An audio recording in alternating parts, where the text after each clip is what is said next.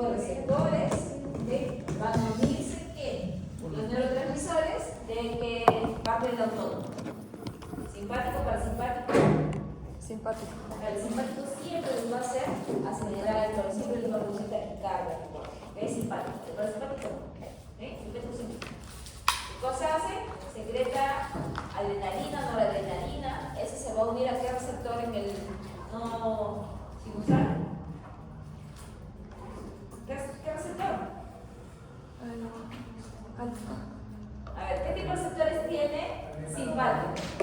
Solamente tiene los adrenérgicos, esos son fáciles, ¿no? Alfa o beta. Ya. Entonces, ¿cuál será en nodo sinusal? Beta 1. Beta 1. Beta 1 sinusal, beta 1 también en el músculo cardíaco. ¿Dónde hay alfa 1? Músculo, ¿por qué músculo corazón? Músculo liso. ¿Qué músculo liso? Arteriol. Porque el simpático, cuando se secreta y cuando está en la regulación de la presión arterial, ¿qué cosa hace? Según nuestros receptores alfa 1, produce una vasoconstricción. Solo en los vasos produce vasoconstricción. No me está teniendo que en el corazón hay vasoconstricción. ¿Okay? Solo en los vasos hay vasoconstricción. ¿Okay? ¿Qué más? ¿Qué más sucede? ¿Qué más sucede? Yo creo que hay que proponer para el próximo ciclo, no sé, hay que hacer unas olimpiadas así de cursos, ¿no? Tipo los que más saben debería ser por salones, para que, no sé, que incentiven eso. ¿Qué pasa? Luego se une a su receptor y ¿qué pasa?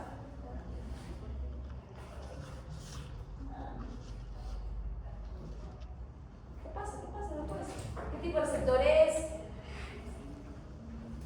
¿Qué tipo de receptores los alfa y los beta adrenérgicos?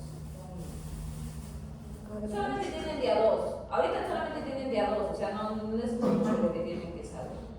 Solamente tienen de a dos tipos de receptores. O bien ionotrópicos o bien metabotrópicos. ¿Ionotrópicos cómo son? Canales iónicos. Se une el agonista o el neurotransmisor. ¿Y qué pasa con el canal? Se abre. ¿Ingresa aquí?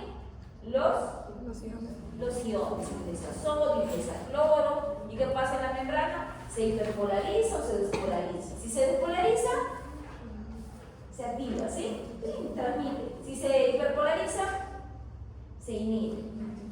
En este caso, necesitamos que el nodo sinusal se hiperpolarice o se despolarice. Se despolariza. En este caso, ¿qué tipo de receptores? Metabotrópicos. Metabotrópicos. ¿Y cómo son los metabotrópicos? Tienen una proteína. Claro, están acoplados a una proteína G y utilizan un segundo mensajero. En este caso, el segundo mensajero, ¿quién es? ¿A quién activa? O primero, ¿a quién activa? ¿Al adenilato? Ciclasa. ¿Para qué? Para convertir el ATP a AMP cíclico. Entonces, AMP cíclico va a activar a proteínquinasas A. ¿Qué va a hacer? Fosforilar. Fosforilar y empieza a activar. Entonces, ¿qué va a pasar en el nodo sinusal? Lo que va a hacer es que esos family channels, ¿se acuerdan de sodio?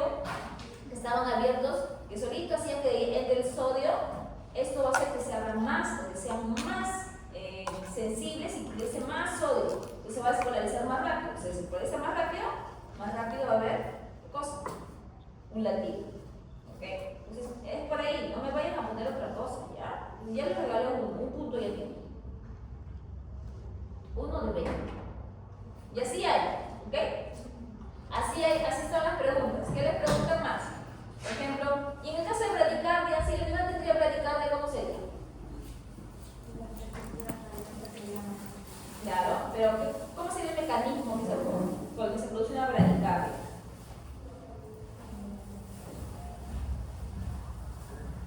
¿Igual simpático? No, parasimpático. Ya, entonces ¿de qué neurotransmisor estaríamos hablando? Acetilcolina. Acetilcolina. Ellos tienen que estar tatuados. O sea, si ustedes aprenden que acetilcolina es del parasimpático y que adrenalina, no la adrenalina es del simpático, y qué tipo de receptores tienen, ya saben mucho. ¿Ok? Porque ya he visto algunos exámenes en ciclos pasados que se equivocan. No pueden decir que existe un receptor muscarínico para la adrenalina. Eso es una aberración total, eso quiere decir que no sabe. ¿Ok? Entonces tiene que quedar bien marcado. Adrenalina, ¿qué tipo de receptores? Alfa y beta.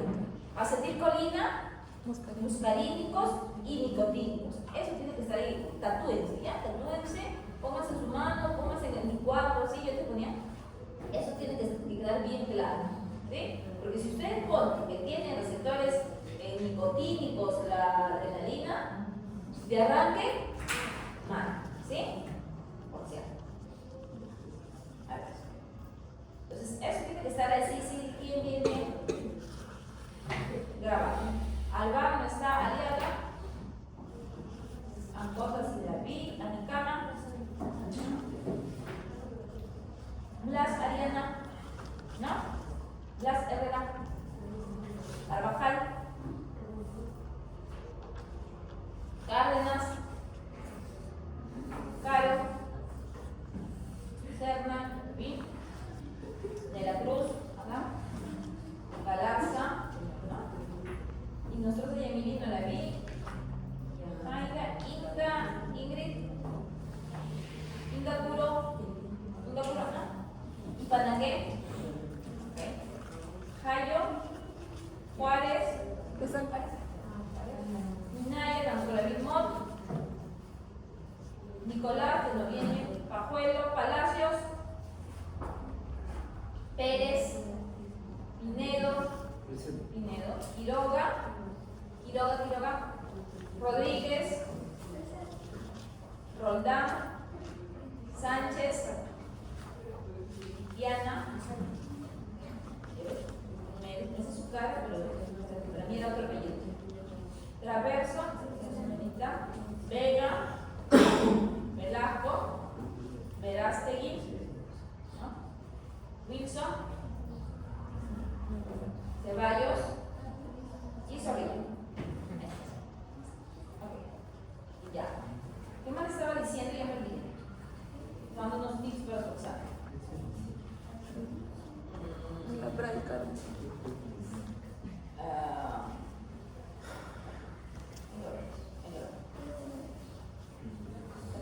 Procesos, ¿ok?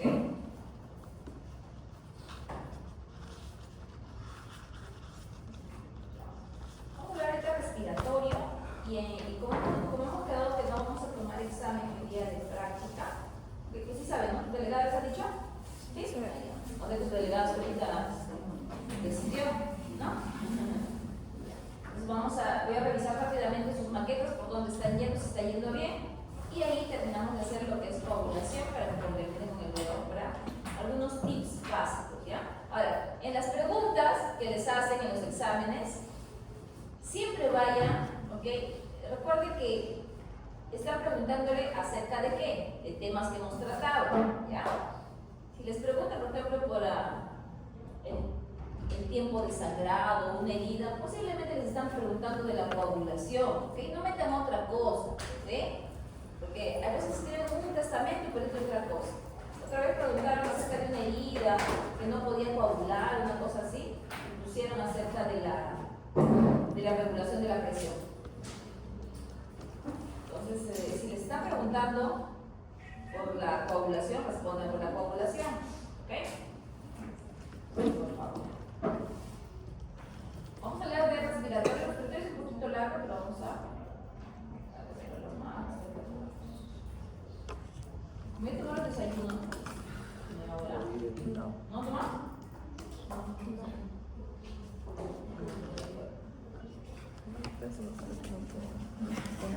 Ahora vamos a empezar.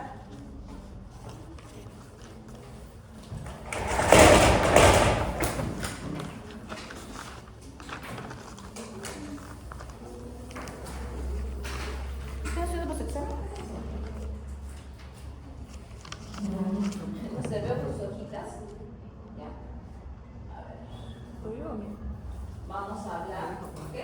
Miren, siempre les ponemos unas cuantas preguntas aquí al inicio para, ¿ok? Tratar de responderlas al inicio y también al final, para ver si los conceptos que tenemos al inicio van a ser los mismos que vamos a tener al final de una pequeña, de repente, un upgrade, una actualización que ustedes van a tener de algunas cosas que de repente ustedes no han leído.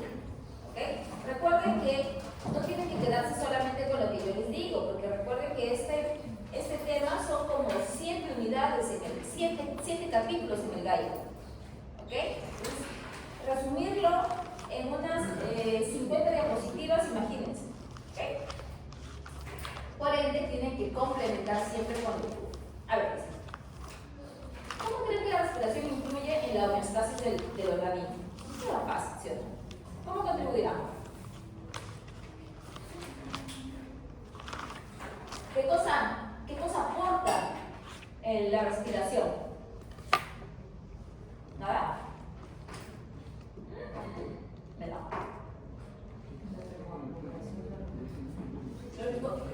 ¿Cómo contribuye? Oxígeno.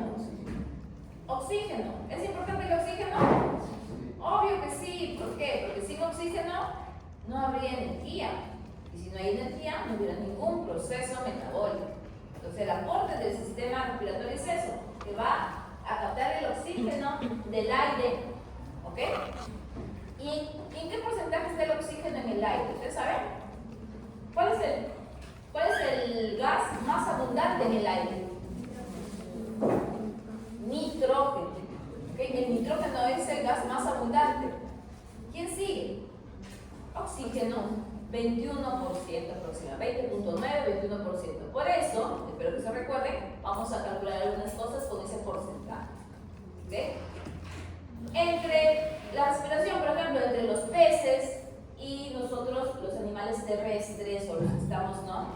Respiramos aire, ¿quiénes creen que sean más eficientes en la captación del oxígeno? ¿Nosotros? Nosotros con un 21% y los peces con un 1% de oxígeno en el agua, ellos son más eficientes. Ellos solamente tienen un 1% de oxígeno en el agua, imagínense, y captan mucho mejor que nosotros con 21%. Por eso le dicen que son mucho más eficientes, porque captan mejor por su tipo de estructuras también que va a influir, que son las branquias, que son estas células que van a sensar lo que es el oxígeno, las células quimiosensoras. ¿Okay? Dice, ¿qué entiende por ventilación pulmonar? ¿Qué es la ventilación pulmonar?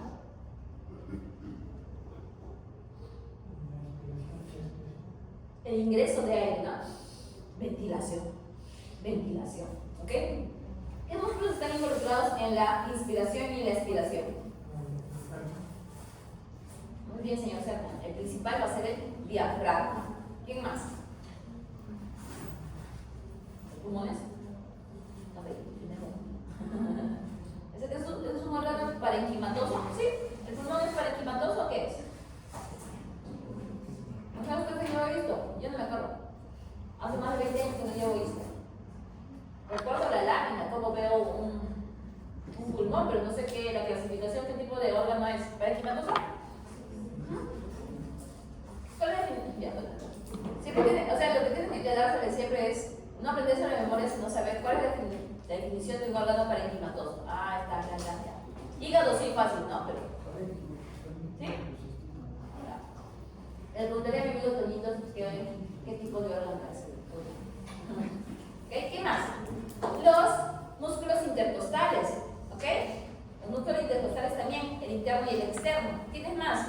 También los abdominales también van a estar implicados en la respiración. Ustedes que han hecho su búsqueda biográfica de la fisiología del deporte en el caballo, deben haber visto que es muy importante esos músculos, tanto en el acoplamiento, en el acoplamiento que hay entre la respiración y la locomoción en ellos, principalmente en el galope. ¿Sí? ¿Han visto eso o no? Cualquier cosa de escrito de su... Bueno, no importa. Ya. Vamos a empezar. Ustedes van a comprender los mecanismos ventilatorios, el transporte de gases, que es bastante importante, intercambio gaseoso a nivel muscular y pulmonar, y la regulación de la respiración. Esos son los temas que vamos a tratar ahora. Ya hemos hablado que la respiración, existen dos tipos de respiración pulmonar y respiración celular. ¿De cuál vamos a hablar? Nosotros vamos a hablar de la pulmonar. En la respiración hay una ganancia de oxígeno y una eliminación del CO2 del órgano. ¿Para qué necesitamos el oxígeno? ¿Para qué habíamos dicho? Energy N. ¿Ok? ¿Qué más? Y esa energía, ¿ok? Obviamente vamos a necesitarla, pero vamos a necesitar también ¿qué cosa? El aporte energético que nos va a dar ¿quién? Los alimentos que vamos a consumir. Podemos consumir alimentos, pero si no tenemos la maquinaria para poder metabolizarlo, no va a servir de nada. ¿Sí? Vamos a ver aquí.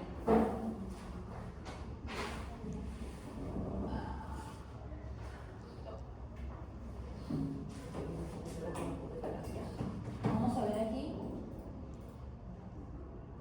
Un poquito solamente una revisión rapidita de lo que es la anatomía, que siempre es importante.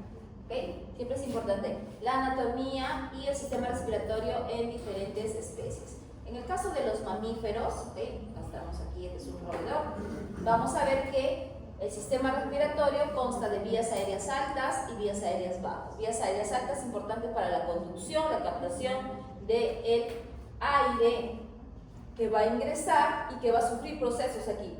¿Es importante las narinas? Sí, es importante. ¿Para qué? Las fosas nasales, no sé, ¿para qué son importantes? Porque ahí se va a dar ¿qué cosa? La acomodación, la preparación del aire para que llegue a nivel de los alveolos. Aquí se da un proceso que es primero de filtración. Ustedes tienen pelitos, ¿sí? Tienen pelitos sí. Entonces sufre un proceso de filtración y es dependiendo del tamaño. ¿Qué más se sufre aquí? También sufre un proceso de calentamiento, que se calienta. Y también de hidratación. Aquí, el aire que está acá afuera, que es el aire atmosférico, va a ser diferente al aire que está aquí.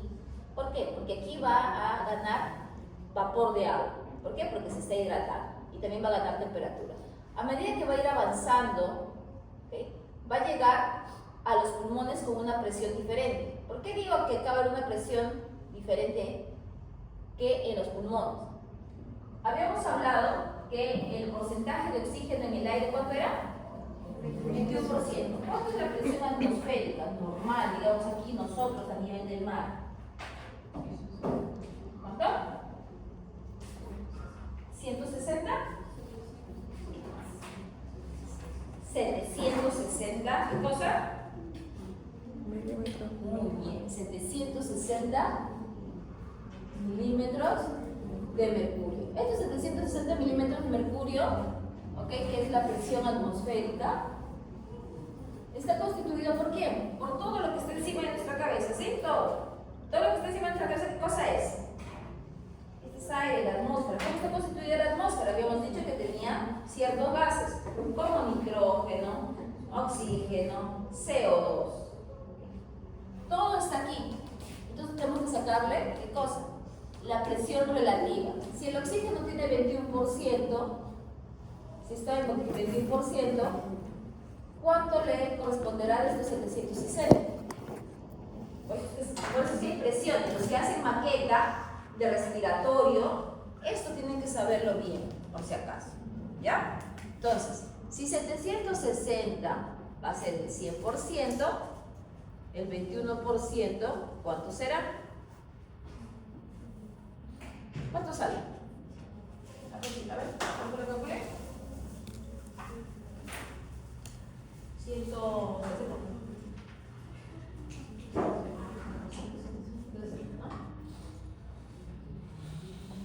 Mi compañera me dice que es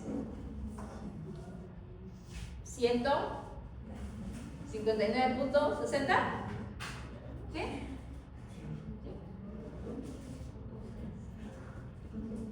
Ok. 159, 160, dicen aproximadamente que es,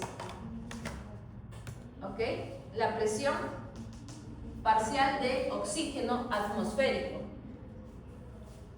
160 aquí, pero cuando nosotros llegamos a pulmones, ¿a cuánto llega? 100, 110. ¿Por qué? Porque empezaba a perder presión aquí. Primero perdió presión aquí, ¿por qué? Porque ya no hay solamente oxígeno. Aquí, recuerden qué pasó, se humidificó. Entonces aquí hubo vapor de agua. Entonces el porcentaje que le tocaba 21 disminuyó. Entonces se empezó a bajar la presión. ¿Qué más? A medida que va pasando, recuerden que cuando llega a tráquea, bronquios, empieza a bifurcarse, ¿sí? De dos en dos, dicotómicamente, ¿sí? ¿Se acuerdan? No. Sí.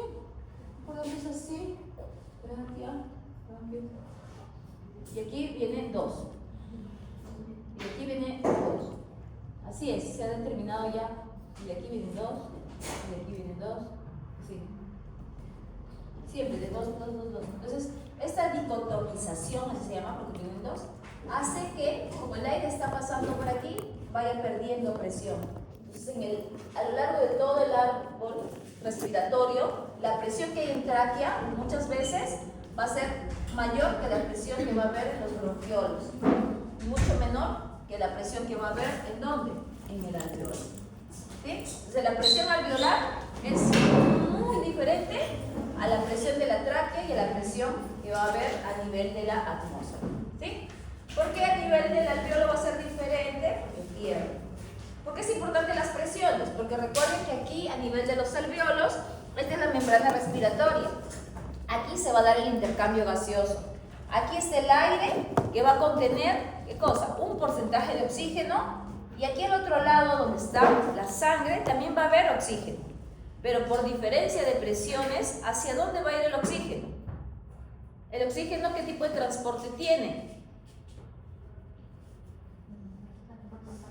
Transporte pasivo, difusión, ¿sí? Facilitado, ¿no? Pasivo, difusión solamente. Y cuando hablamos de transporte pasivo, ¿qué característica tiene? No me digan de la energía, ¿ok? Porque recuerden que utiliza su energía cinética, ¿ya? Pero ¿cuál es la otra característica básica? Que va a favor de la gradiente. Eso tienen que meterlo en el que va a favor de la gradiente. Entonces, ¿de dónde va a ir? Desde un sitio de mayor presión hacia un sitio de menor presión. Entonces va a ir desde el alveolo hacia sangre. En cambio, el CO2, ¿de dónde va a ir? Desde sangre hacia alveolo. ¿Por qué? Porque la concentración es mayor aquí a nivel de la sangre, ¿sí? Entonces, ahí estamos aplicando lo que habíamos visto acerca de transporte a través de la membrana. Ok, eso es en mamíferos, donde está mucho más desarrollado el tracto respiratorio. ¿Por qué? Porque tienen estas bolsitas especiales donde se va a dar el intercambio gaseoso.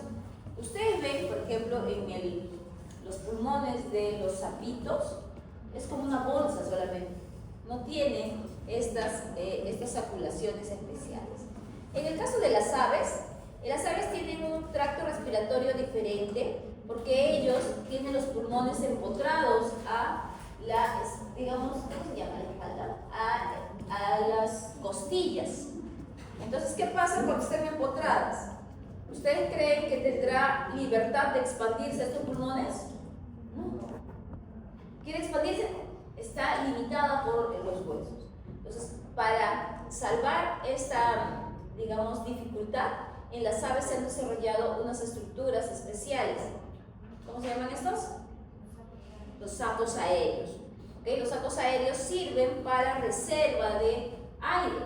¿Okay? Solo reserva, no hay intercambio gaseoso en sacos aéreos. ¿Okay? ¿Cómo se produce la respiración o la mecánica respiratoria aquí? No es una inspiración como el perrito y luego expiración sale. No, una inspiración por la nariz y expira por la boca. No. Aquí en ellos es diferente. Inspira, el aire ingresa a los sacos aéreos y recién de aquí pasa a los parabronquios. De los parabronquios pasa aquí a el saco aéreo y de recién de ahí se expira. Tiene 2 ciclos de inspiración y 2 ciclos de expiración, ¿sí? Para que pase. Recuerden, sacos aéreos no intervienen en intercambio gaseoso. Y en el caso de los peces, en este caso peces teleóseos, ¿okay? ¿Por qué teleóseos? Porque tienen opérculo y el opérculo permite esa apertura y cerrada del acceso a las branquias. ¿Por qué? En la inspiración, los peces abren la boca y cierran el opérculo. ¿Para qué? Para que se genere una presión negativa aquí en la cavidad y pueda ingresar el agua. En la expiración, cierran la boca y aperturan el opérculo. ¿Para qué? Para que fuercen que el agua pase a través de las laminillas, de las lamelas de la branquia. Y aquí en las branquias existe algo muy similar a lo que podríamos decir que hay en la membrana respiratoria, ya que por aquí pasan capilares y aquí hay células especializadas que van a captar el oxígeno. ¿Okay? Van a captarlo para que puedan luego realizar el intercambio gaseoso. ¿Sí? Entonces, esas son algunas diferencias que hay en algunas especies. Vamos a ver si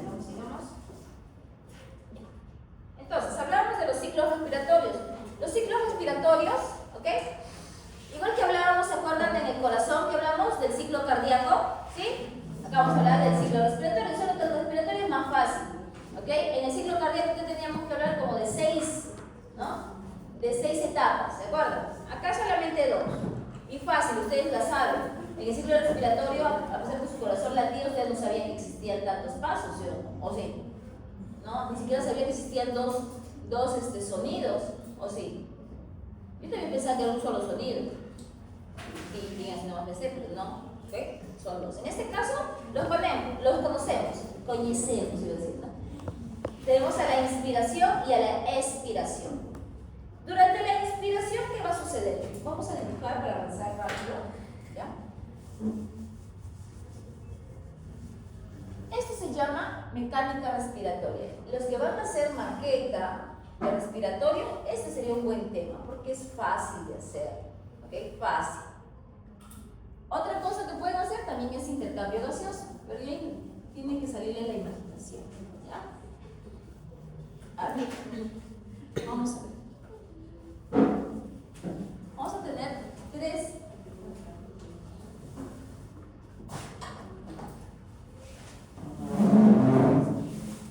¿Sí se ve de acá, sí, no? Vamos a tener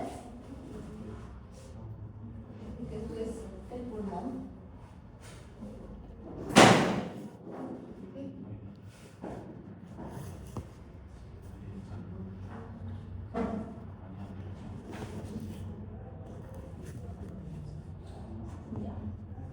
En la mecánica respiratoria o en los ciclos de respiración es importante ¿qué cosa? Las presiones, ¿ok? Por eso vamos a poner aquí, ya saben las presiones. Acá, la presión atmosférica, ¿cuánto es? 760. ¿Ya?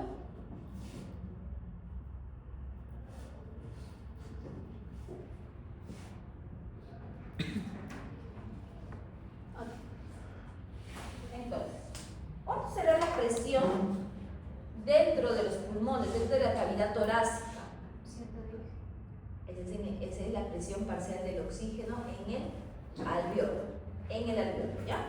Sí, presión parcial de oxígeno del alveolo. Pero en la cavidad, ¿cuánto creen que será? Si sería 100, infradosos. Es 760 igual. O sea, ahorita cuando no tenemos ni inspiración ni expiración, ¿cuánto es la presión? 760.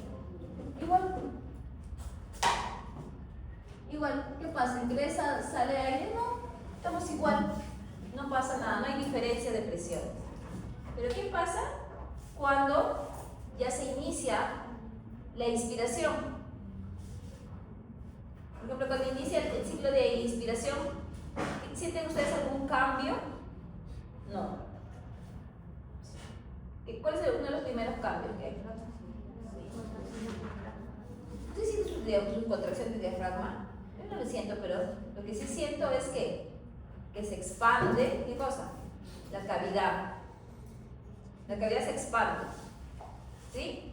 Cuando la cavidad se expande, ¿qué cosa vemos? ¿Qué hay? Se expande. ¿Qué ha pasado con el volumen? Miren, de aquí y aquí. ¿El volumen es el mismo? ¿No? ¿Está más chiquito, más grande? ¿Qué dicen?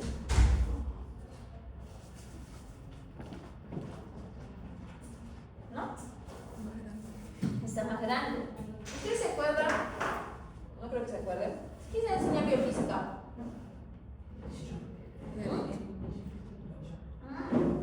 Sí, les enseñó bien.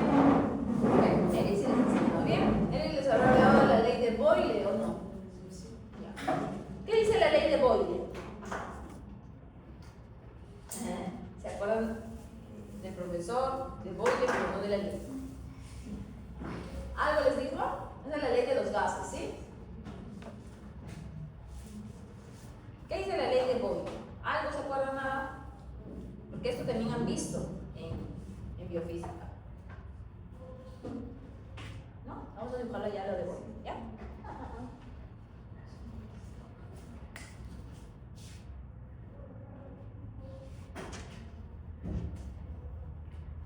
A ver, en los gases, ¿qué características tienen los gases? A las manera, ¿ya? ¿Qué características tienen los gases? Es igual que los fluidos.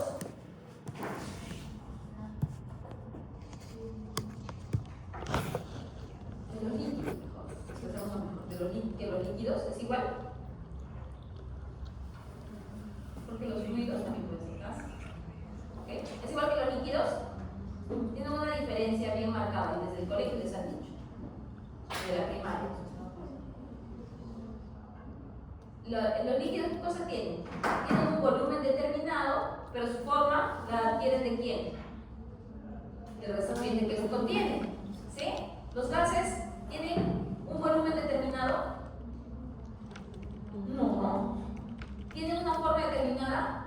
No, porque la interacción de las moléculas en el estado gaseoso es mínima.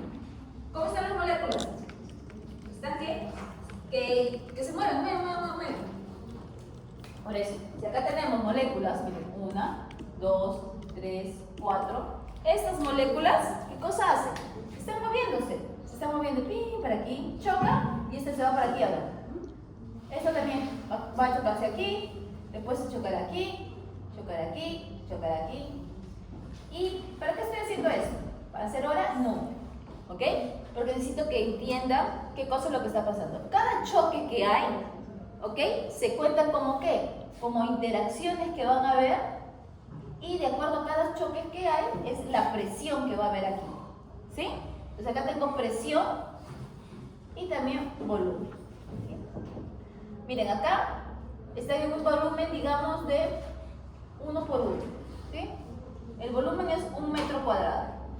Digamos que han tenido aquí, ¿cuántos choques? Digamos que ha tenido 10 de presión. ¿Sí? Ahora, esas mismas 4 moléculas las voy a poner aquí en otro recipiente, pero ahora el recipiente ya no va a tener 1 metro cuadrado. ¿Ok? Ahora va a ser mucho más pequeño. Que sea acá 0.5, 0.5. ¿Cuánto es el área de esto? 0.5 por 0.5, ¿cuánto es?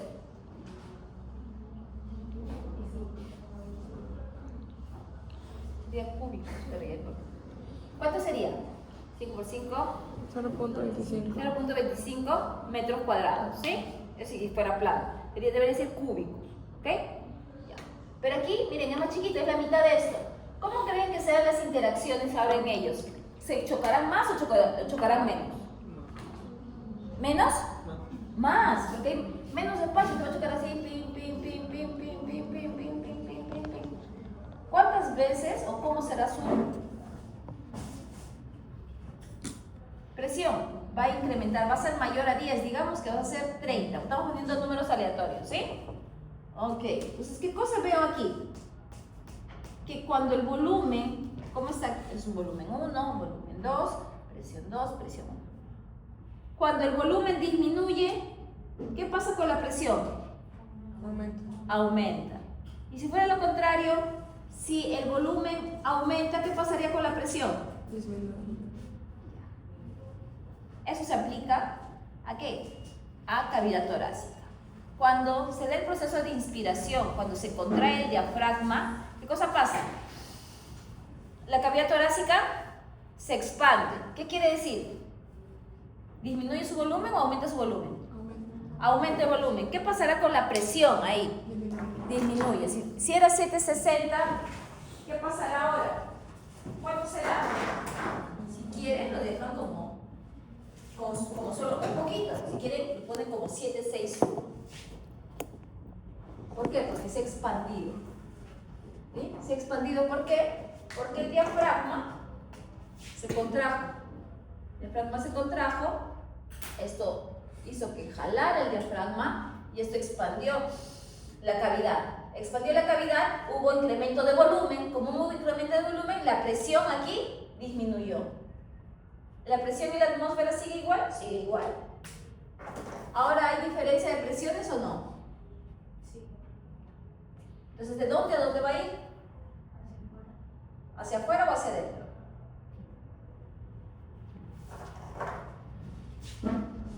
Si disminuye, no ¿cuánto va a ser? Ya ves, ustedes no dicen nada. Ya, disminuye la presión. Entonces, si ustedes restan, o sea, el 760 es como si fuera el 0. ¿Ok? Acá la presión, ¿cuánto sería? Presión alveolar sería, si 760 es 0. Si 760 es 0, 759, ¿cuánto es?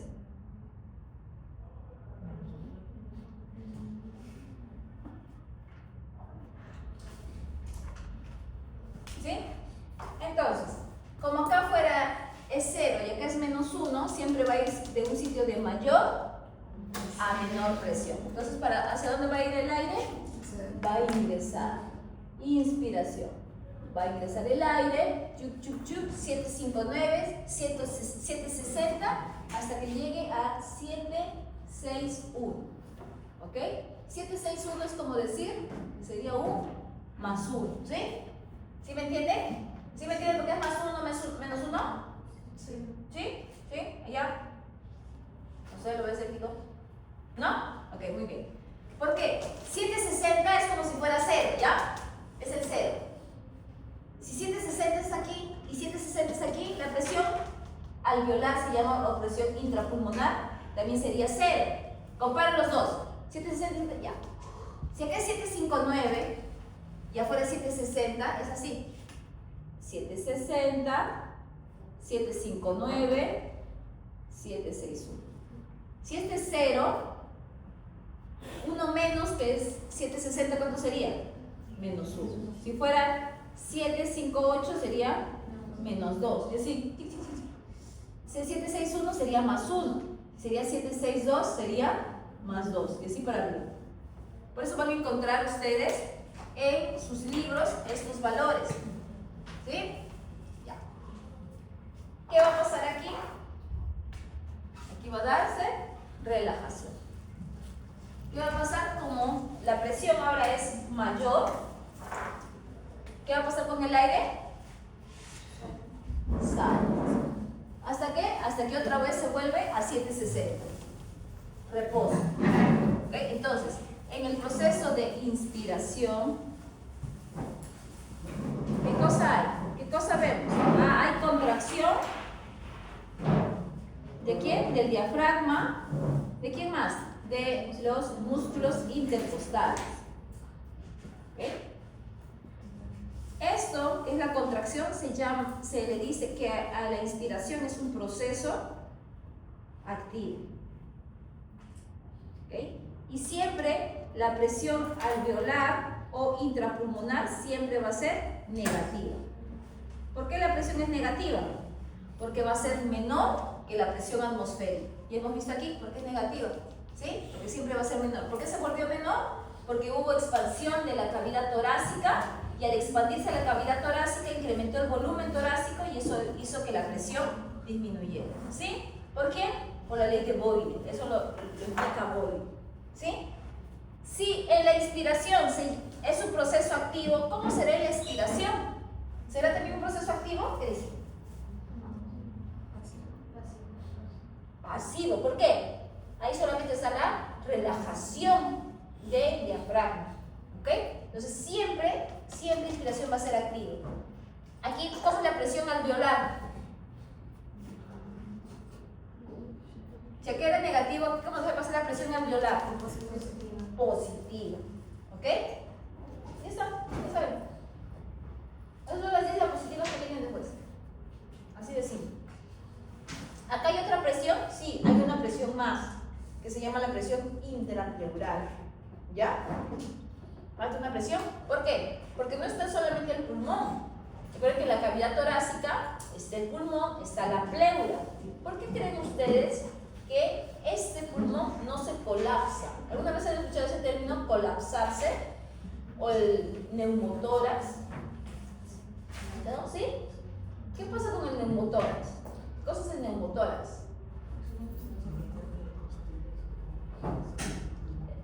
El neumotórax es, ya es la consecuencia de ¿qué? De la pérdida de la presión negativa que hay en la cavidad pleural. El pulmón siempre, por sus características, siempre va a tender a ¿qué? A colapsarse. Siempre. ¿Por qué? Porque tiene componentes elásticos, tiene elastina, tiene colágeno. Entonces, ¿qué es lo que hace? Siempre va a querer colapsarse. ¿Quién lo detiene para que no colapse? La presión intrapleural. ¿Ok? ¿Quién más? Ah, la cavidad torácica, ¿cómo creen que es? Si el pulmón siempre tiende a colapsarse, la cavidad torácica, esto, toda la cavidad, hablamos de qué? De costillas, de músculo, siempre tiende a ¿qué? A distenderse. Por eso es que hay en algunos procesos respiratorios, ustedes van a ver que hay muchas personas que tienen una cavidad torácica bastante expandida. Entonces, ¿por qué? Porque tienden a expandirse. Entonces, hay dos fuerzas, ¿no? Mientras que los pulmones tienden a expandirse, a colapsarse, la cavidad tiende a distenderse. Esas fuerzas, esas presiones hacen que el pulmón no se colapse. ¿Okay? Vamos a ver aquí la otra presión, que también es facilita. Si ya saben esto de las presiones, ya queda. ¿Okay? Vamos a agregarle aquí otra cosita más. ¿Okay? Entonces tenemos presión alveolar. La presión alveolar es la presión que va a haber en el alveolo, o también hablamos de la presión intrapleural, ¿sí? Intrapulmonar, ¿sí? Ya. Nos falta nuestra otra presión, que es la presión intrapleural. Está aquí. Dos tipos. Recuerden que la pleura, ¿qué cosa es? Ustedes deben haber visto en anato, deben haberlo visto en histo. ¿Han visto la pleura? ¿Qué cosa era la pleura? Era como una bolsita, ¿no? Como el pericardio, ¿se acuerdan? Como el pericardio sí había una pleura. Entonces, ¿qué tipo de pleuras existe? Dos tipos de pleuras, ¿sí? Pleura visceral y parietal. Entonces, la pleura son dos laminitas. Son dos laminitas y en medio de ellas hay un espacio. Pero un espacio se dice virtual. Y entre ellas, ¿qué cosa hay? Hay líquido pleural. Entonces, ese líquido pleural permite que estas no se rocen. Y también permite que ellas estén muy adheridas. ¿Alguna vez ustedes le han echado agua a dos láminas de vidrio? ¿Alguna vez han probado? Ustedes ya no juegan con esas cosas. Ya no tienen juguetes de chapita, esa cosa ya no juegan. ¿No? Entonces, antes cuando jugábamos con esas cosas, ¿ok? Y no teníamos juguetes, nosotros así pues experimentábamos. Y que cuando poníamos, ¿sí? Ahora eso de experimentar es minigenio, eso que hacen en verano, mientras que antes nosotros eso lo hacíamos de manera pues así rutinaria porque no teníamos juguetes. Ahora es un curso en el verano, ¿no? Vacaciones útiles de cómo bailar trompo. ¿Qué hacíamos? Teníamos a veces láminas de vidrio, de una ventana que se ha roto, algo, le poníamos agua y ¿qué pasaba? Queríamos separarlos y no se podía. ¿Por qué? Porque había una interacción tan grande que no permitía que se separen. Lo mismo pasa con las pleuras. En las dos pleuras van a tener ese líquido que va a hacer que estén muy adheridas. Ese líquido que está ahí sigue también las leyes de las que habíamos visto, las de Frank Starling, ¿se acuerdan? ¿Sí? La de la presión oncótica, la presión hidrostática. Bien va a funcionar ahí, pero siempre va a tender a ser negativo. Por eso está ahí. Y cuando hay un desbalance también a este nivel, va a haber ¿qué cosa? Una acumulación de líquido. Pero ya saben que no se llama edema aquí. ¿Cómo se llama en las cavidades la acumulación de líquido? ¿Sí les dije? ¿Sí les dije? No se llama edema pleural, ¿sí? ¿Sí? ¿Cómo se llama? Derrame. ¿De acuerdo que dije? Derrame, ¿sí? Derrame pericárdico, derrame pleural, ¿sí? Ok, eso, hay una acumulación. Entonces acá está la pleura, están las dos pleuras por si acaso, ¿ya? Estas son las dos, el negrito son las dos. Entonces, ¿qué va a pasar la pleura? La pleura, esa presión intrapleural, siempre va a ser negativa. Miren, durante el reposo, esto es como si fuera reposo, ¿ya? ¿Qué es reposo? Reposo, inspiración, expiración. Durante el reposo, siempre va va a ser negativo. Acá miren, acá es 0, pero la presión intrapleural va a ser negativo. ¿Cuánto? A veces le ponen menos 5, a veces le ponen menos 4. Si es que es menos 5, ¿cuánto será la presión? Porque recuerden que esto es relativo al 760, ¿no? ¿Cuánto será? 755, ¿no? Sí, 755. Por eso es negativo. Durante la inspiración, ¿cómo creen que será esta presión? Si antes era menos 5, ¿cuánto será ahora? ¿Será igual? ¿No? Más negativo. ¿Por qué?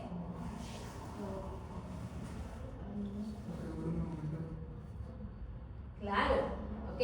Si bien se está haciendo, ¿ok?, negativo, la presión intraalveolar, también la intrapleural se va a hacer negativo, mucho más negativo incluso, ¿ok? Por ejemplo, acá será ahora 1 menos. Será ahora, pongámosle, menos 6. ¿Y aquí cuánto será?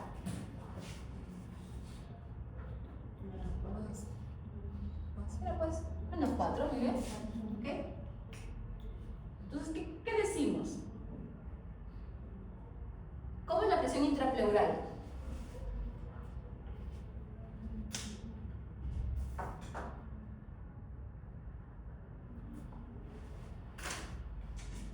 ¿Siempre es negativa? Sí, eso es algo que queda. Siempre es negativa. ¿Cuándo es más negativa? ¿En la expiración? No, en la inspiración va a ser más negativa. ¿Ok? En la inspiración va a ser más negativa. Ok. Entonces, a ver, hagamos un sí. La presión intraalveolar, ¿ok?, ¿cuándo es negativa?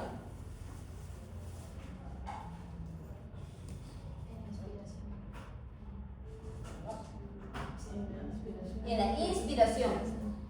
Y va a ser positiva en la expiración. La presión intratorácica o pleural o intrapleural, ¿cómo va a ser siempre? Negativa. Y va a ser más negativa durante la inspiración. ¿Ok? Entonces eso tiene que quedar claro. ¿Hay otras presiones? Sí, hay otras presiones. Y hay una presión que se llama la presión transpulmonar. Tu maqueta nerviosa, ¿no? Ya. Como la he traído, seguro que sí. Vale. Ya. Entonces, hay otra presión que les decía que existe, que se llama la presión transpulmonar. La presión transpulmonar es la diferencia que hay entre las dos presiones. Tanto entre la presión del espacio pleural, que es este, o este del espacio pleural también recuerden que se llama intratorácica, ¿ya? Van a encontrar bastantes nombres. Pero si ya lo saben por definición, no se van a olvidar. Entre la presión del espacio pleural y del espacio alveolar. Entonces, ¿qué cosa nos va a decir eso? ¿Cómo va a ir el flujo sanguíneo? Principalmente nos habla de eso, ¿sí? ¿Qué más? ¿Qué más tenemos acá? A ver, ¿qué vamos a hablar?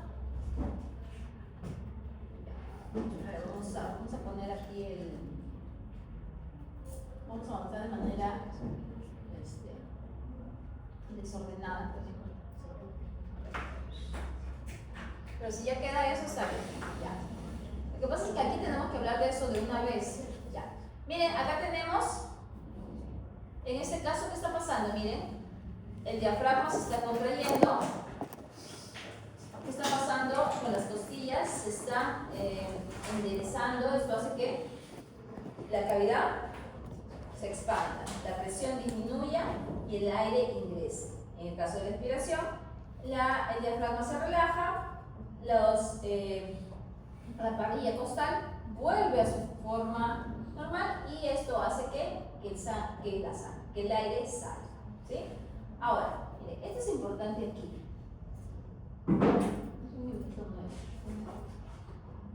Ya.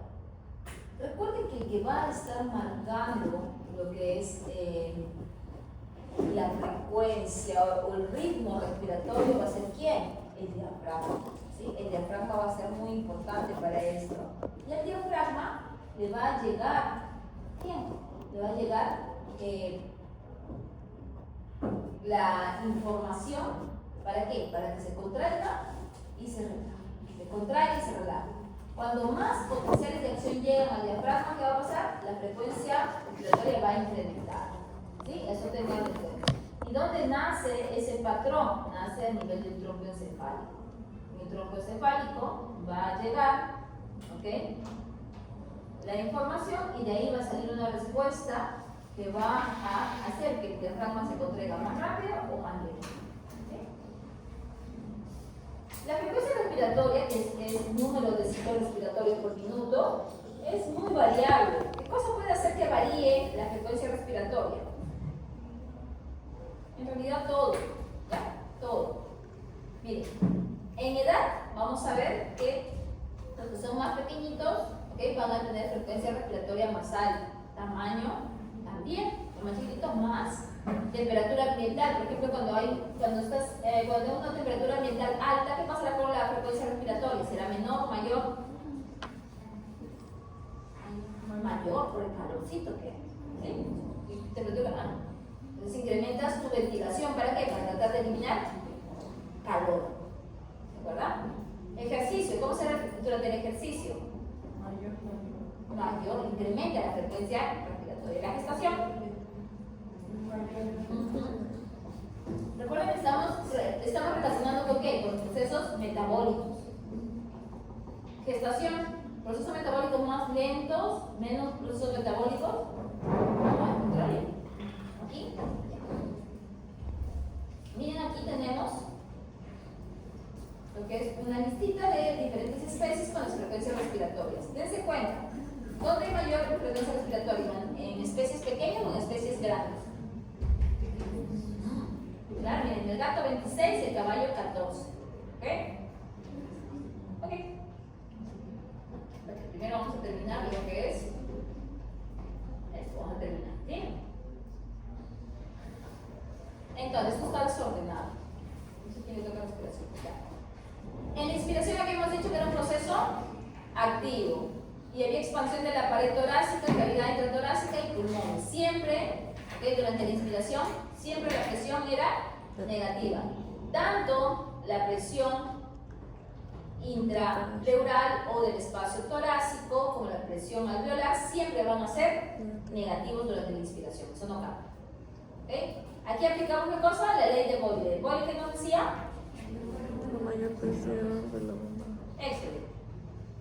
Luego tenemos el proceso de expiración. ¿Y el proceso de expiración cómo es? Pasivo. ¿Qué cosa está pasando ahí? Hay relajación del diafragma, hay retracción de la pared torácica, cavidad intratorácica y pulmón. ¿Va a haber presión positiva? Sí, pero ¿qué tipo de presiones? Solamente la alveolar, ¿sí?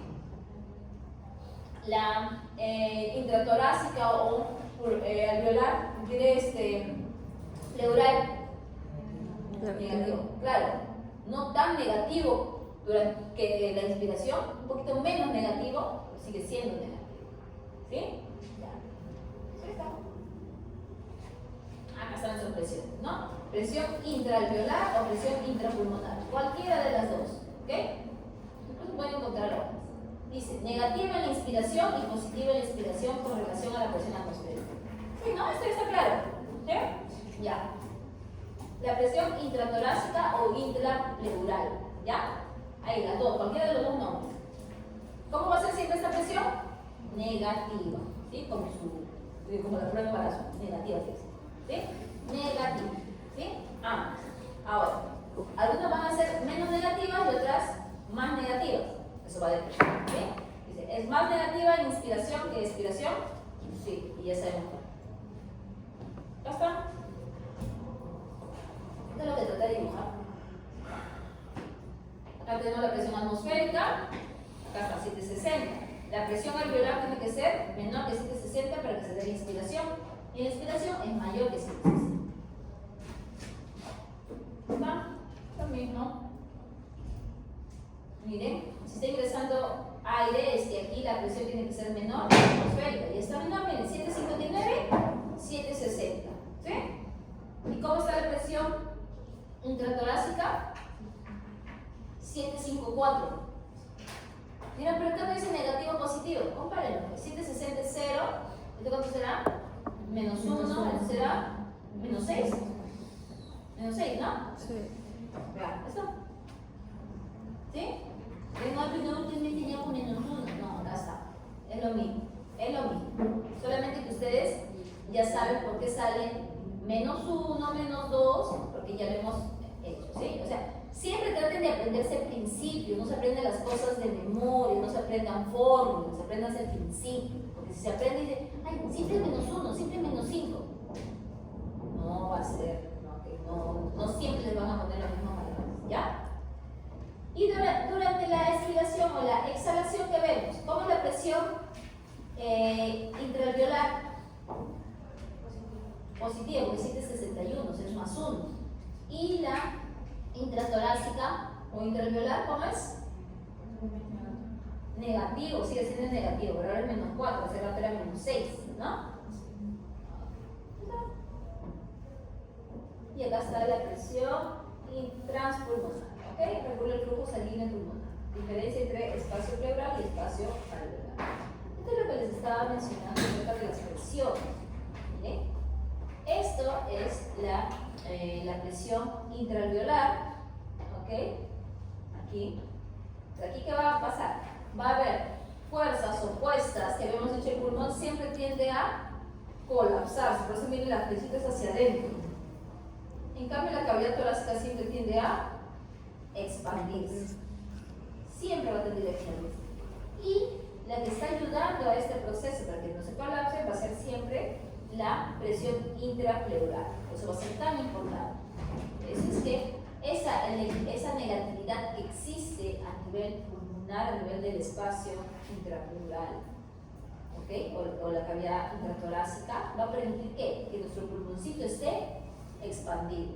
¿Qué pasa cuando, por ejemplo, aquí hay un accidente, miren, y deja un espacio y deja ingresar aire a la cavidad intrapleural?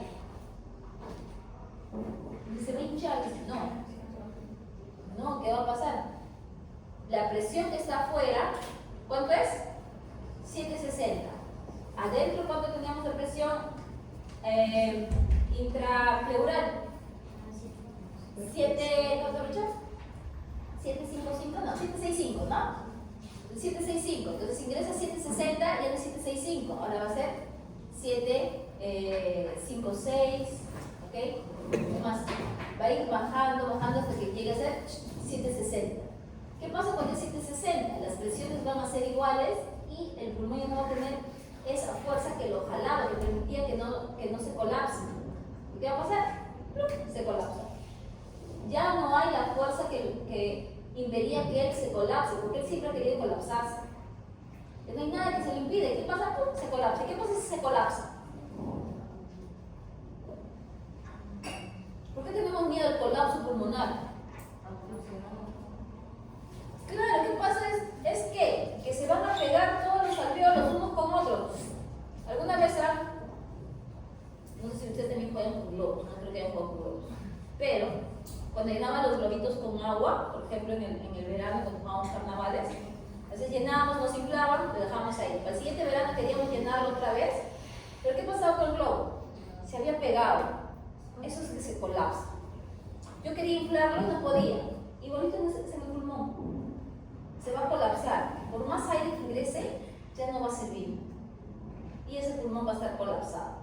Por más que no otra vez lo infle, ya no va a poder, tener el mecanismo, las propiedades que habíamos visto para hacer el intercambio vacío. ¿Sí? Se colapsa y ya fue. Ese pulmón ya no sirve. Por eso es importante, ustedes deben haber visto de repente alguna vez, ¿qué cosa? Que cuando hay estos accidentes no les sacan lo que les está, de repente está en cavidad. Por si esto es un cuchillito, no se lo sacan ahí. ¿Qué cosa hacen? Lo hacen en un ambiente que es controlado. ¿Para qué? Cuando saquen, para que no haya esa diferencia de presiones. Porque si lo sacan, se iguala la presión intrapleural con la atmosférica y pulmón colapsado. Por eso es que siempre los dejan ahí. Siempre la gente dice, ay, pero qué malo, ¿por qué le dejan ahí con sus, ¿no? Con su fierro ahí, se van a picar? Es así. ¿No? Incluso en las heridas tampoco se saca. ¿Por qué? Cuando tienes una herida, por ejemplo en la pierna, ¿sí? Si tú lo sacas, estás sacando, digamos, lo que está frenando el sangrado. Antes de sacar eso, ¿qué tienes que hacer? Manejo de herida, tienes que hacer un torniquete para tratar de disminuir el flujo y para que no pierdas tanta sangre. O sea, no es tan fácil, ¿ok? No es tan fácil como a veces pensamos. ¿Ok? Entonces, ¿sí se entiende el colapso? ¿Sí?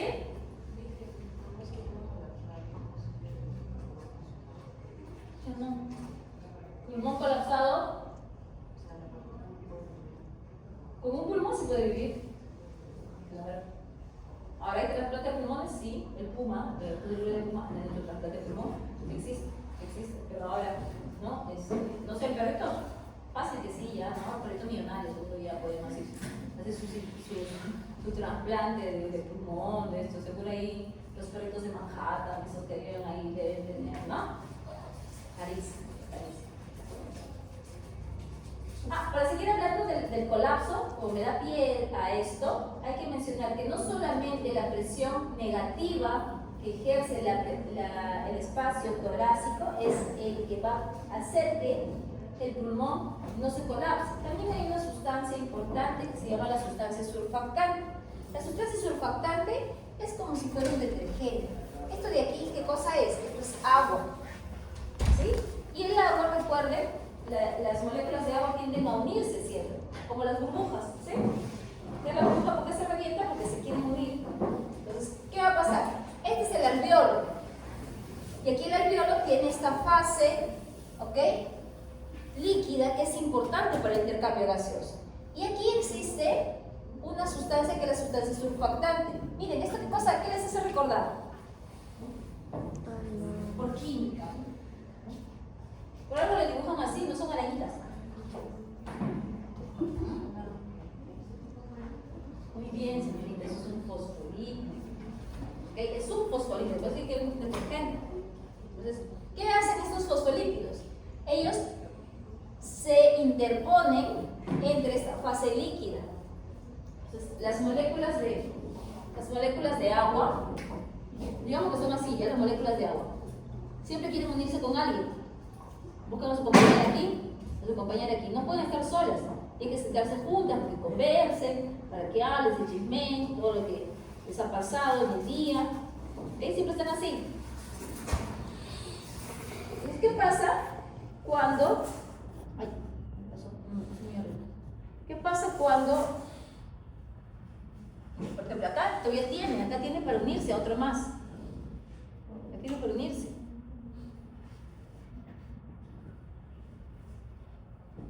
Esto, trasladémoslo acá. Acá va a tener sitio para que se una con otros. ¿Y con quién está el otro? Miren, está, lo dice con este.